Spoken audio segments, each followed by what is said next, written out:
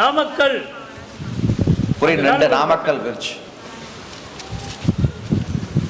பியாப்பா எல்லாருமே பியாங்கப்பா கிட்ட வந்து உட்காந்துப்பா.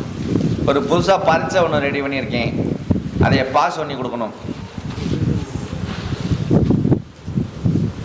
ஒரு பரீட்சை ஒன்று தயார் பண்ணிட்டு இருக்கேன், இடம் விட்டு இடம் போகலாம்னு இருக்கேன். என்னடா புதுசாக ஒரு பரீட்சை ஒன்று தயார் பண்ணிட்டு இருக்கேன், அதை பாஸ் பண்ணி கொடுக்கணும். போய் காலை விழுந்துட்டு சாமிக்கு நேரம் உட்காருப்பா. பாக்கெட்டுக்குள்ள என்ன வச்சுக்கிற? அதெல்லாம் எனக்கு வேணாம், வேற என்ன இருக்கு?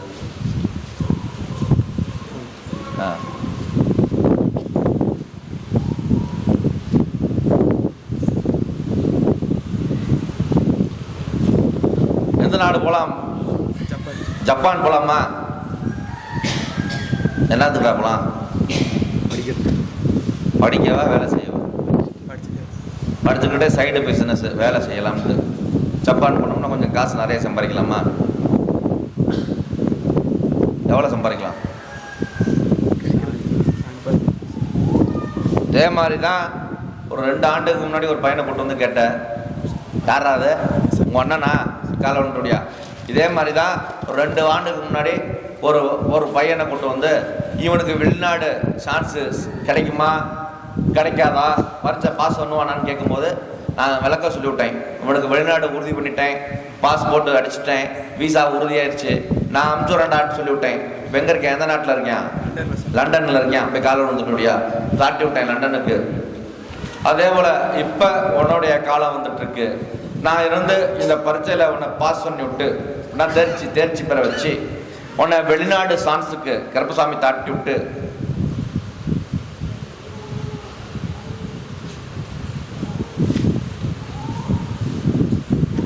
ஒரு அப்ளிகேஷன் மட்டும் ஃபெயிலாக இருக்கேன், பதில் வரலாமல் இருக்கு. இப்போ கால் வந்துட்டுடியா ஒரு அப்ளிகேஷன் மட்டும் கொஞ்சம் ஃபெயிலாக இருக்கு. கால் லெட்டர் வரணும், அது வராமல் நின்றுக்கிட்டு இருக்கு. பேசுறா ஏதோ வந்தோமா போனோமான்னு இருக்கக்கூடாது. கருப்பசாமி கரெக்டாக சொல்லணும்.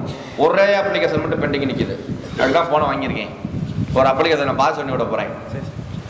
ஒரு அப்ளிகேஷனை பாஸ் பண்ணி விட்டா வெளிநாடுக்கு கருப்பசாமி பீஸா அடிச்சு பாஸ்போர்ட் அடிச்சு கொடுத்துட்டா போதுமா? கருப்பசாமி என்ன பண்ணி தருவ?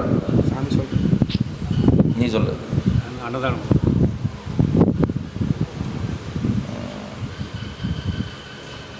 அன்னதானம் போட்டுருவ. நான் அன்னதானம் கூட ஒன்று கட்டுறேன். என்ன பண்ணுறேன்? அன்னதானம் கூட ஒன்று கட்டுறேன்.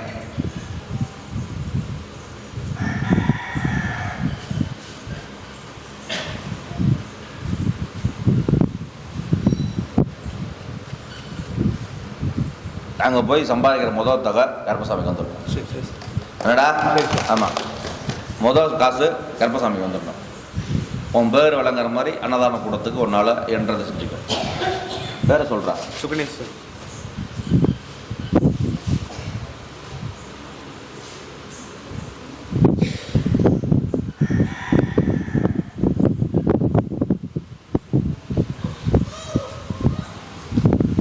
போட்டாச்சுரா, பாஸ் பண்ணி விட்டேன்.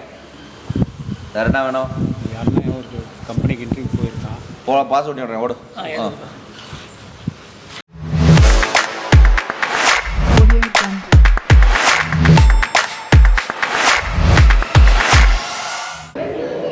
வணக்கம்.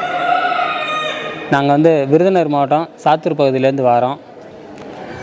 இப்போ என்னோடய குடும்ப பிரச்சனைக்காக யூடியூப்பில் பார்த்து இந்த கோயிலுக்கு வந்தேன். அப்போ சாமி ஒரு நாள் என்னை கூப்பிட்டு வச்சு சொன்னார், 28 நாளைக்குள்ளே உன் பொண்டாட்டி பிள்ளைங்க எல்லாருமே உன்னை தேடி வருவாங்கப்பா, உங்கள்கிட்டே கொண்டு வந்து சேர்த்துருவேன் அப்படின்னு சொன்னார். அப்போ குழந்த கரெக்டாக 18 நாளுக்குள்ளே எனக்கு வந்துருச்சு. அப்போ எனக்கு ரொம்ப மகிழ்ச்சி ஆயிடுச்சு.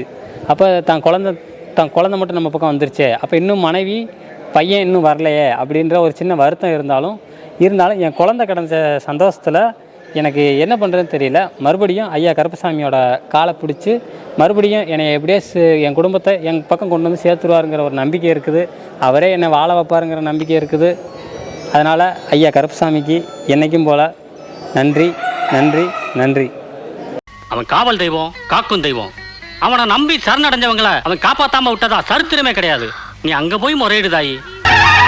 இந்த கருப்பு சாமி வாக்கு கொடுத்தா கொடுத்ததுதான் இது சத்தியம்.